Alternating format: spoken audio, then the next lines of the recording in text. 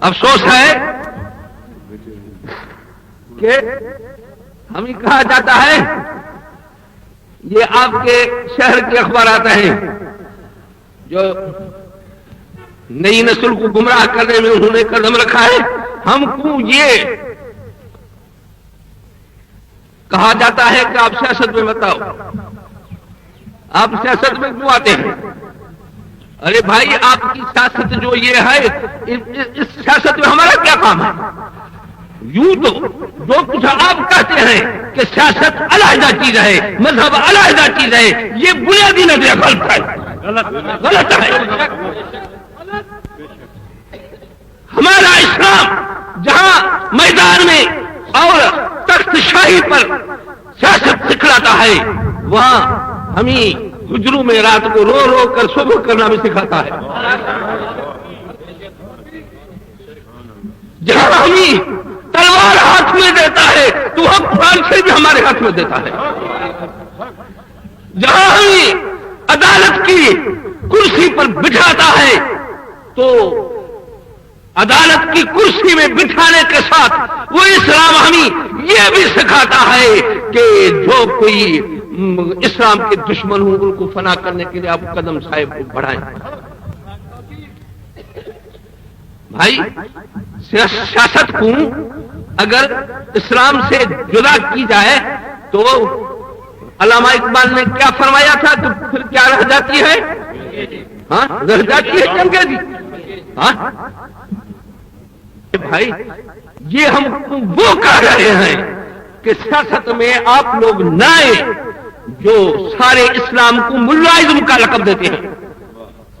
یہ سب یہ کہتے ہیں کہ سب ملا لوگ ہیں، ملا لوگوں کو حق نہیں ہے کہ وہ میدان میں آئے یا کسی جینے کا حق بھی نہیں ہے. آپ نے سنا ہوگا کہ جو اب چیئرمین بنے ہیں تو پہلے میرے پاس ساتھی ہے کہ انہوں نے یہ کہا تھا، صدر ایوب سے کہا تھا کہ اگر مجھے اجازت ہے تو میں یہ ملازم کو ختم کر دوں اور مولویوں کو گولیوں سے اڑا دوں. جی بات کی تھی. میں حوالہ دینے کے لیے اگر کوئی چاہے تو میں حوالہ بھی دے سکتا ہوں. بھائی میں پہچانتا ہوں ان کا اصل مقصد کیا ہے. ملازم کو ختم کرنا نہیں ہے بھائی، اسلام کو ختم کرنا ہے.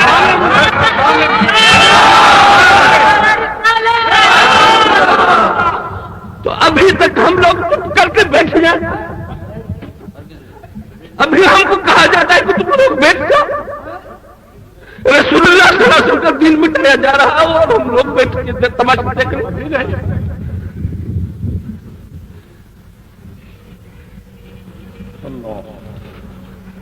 قد بدت البغضاء من افواہہم وما تخفی صدورہم اکبر.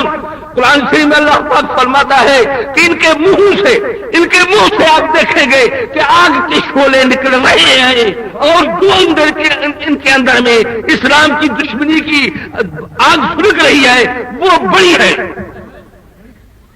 یہ تو زبان سے تھوڑا تھوڑا کہتے ہیں. ابھی ان کے ہاتھ میں اقتدار بھی نہیں آیا ہے بھائی، ابھی تو ان کے ہاتھ میں اقتدار بھی نہیں آیا ہے.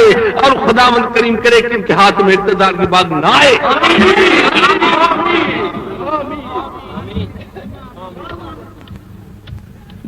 اگر اقتدار کی خدا نخواستہ ان لوگوں کے ہاتھ میں باغ ڈور آ گئی تو یہ سرمایہ داری کو ختم نہیں کریں گے بھائی. یہ بڑے سرمایہ دار خود ہی ہے، یہ اسلام کو ختم کریں گے. آپ لوگ سے میں اپیل کرتا ہوں کہ خدا را اب غفلت کو چھوڑ دیجیے، کسی سستے ناروں پر کان نہ دھریے اور دونوں آنکھوں کو کھول کے دیکھو یہ کیا چیز ہے. ہمارے پیر صاحب فرماتے تھے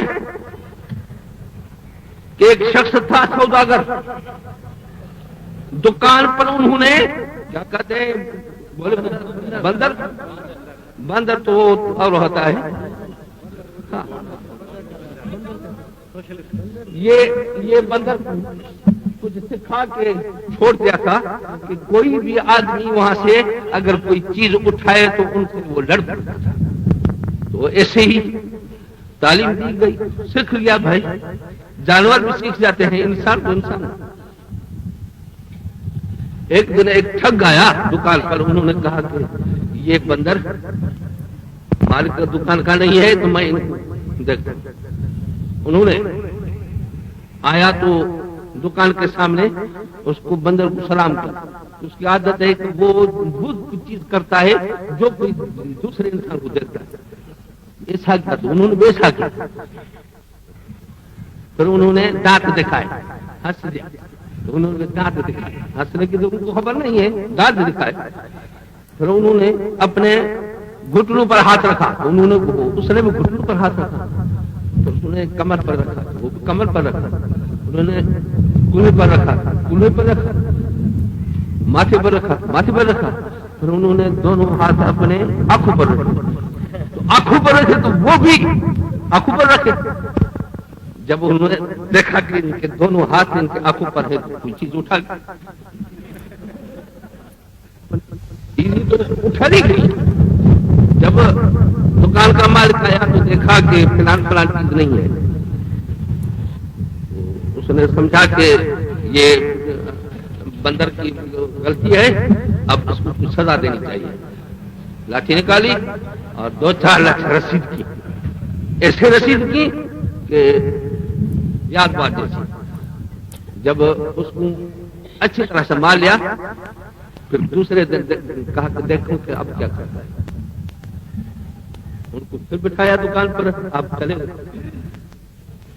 تو وہ ٹھگ تو پہلے ہی کچھ حاصل کر لیا تھا نا, اس نے دیکھا کہ ابھی بھی یہ بندر اکیلا بیٹھا ہے تو سامنے آئے اور پہلے ان کو سلام کیا. اس نے بھی سلام کیا, گھٹنے پر رکھے, گھٹنے پر دانت دکھائے تو دانت دکھائے. پھر ہاتھ اٹھایا تو انہوں نے ہاتھ اٹھایا. جب سینے پر رکھا تو انہوں نے بھی سینے پر رکھا. جب کولہے پر تو کولہے پر. اور پھر آنکھوں پر آخر میں انہوں نے ہاتھ رکھے تو یہ ایسا کر کے دیکھنے لگے.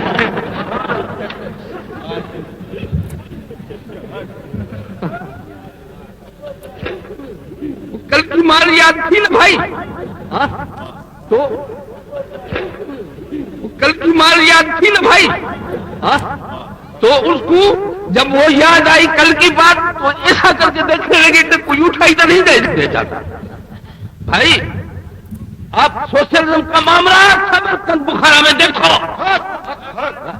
ممالک اسلامیہ میں دیکھو, اخوان المسلمین کی تنظیم اور 70 تنظیمی جو ختم ہو گئے ان پر دیکھو. ان کی زبان کو دیکھو, ان کے قلم کو دیکھو, ان کے اخباروں کو دیکھو, ان کے نیات کو جانچو, ان کے عزائم کو جانچو. ان کا اندر کا معاملہ جو ہے وہ ان کے حال افعال سے دیکھ لیجیے. اگر آپ ایسا نہیں کرتے اب تو میں کہوں گا کہ آپ بندر سے بھی کم ہو جائیں گے. بندر سے بھی کم ہے کہ آپ آنکھ بند کر کے تماشا دیکھو.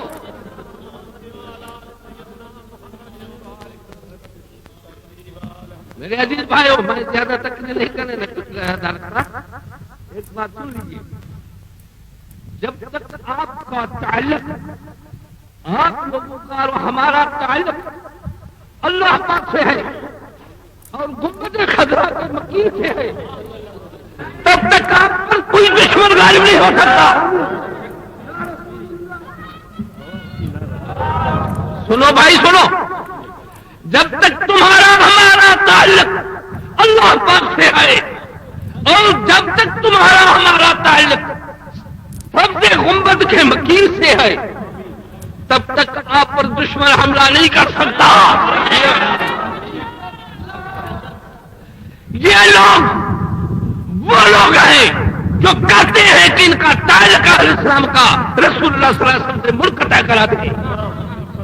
یہ وہ لوگ ہیں جو اللہ پاک اور بندے کے درمیان تعلق کو ختم کرنا ان کا شیوا ہے اور مقصد ہے. اگر اللہ پاک سے تمہارا ہمارا تعلق خدا نخواستہ منقطع ہو گیا تو پھر یہ کوڑا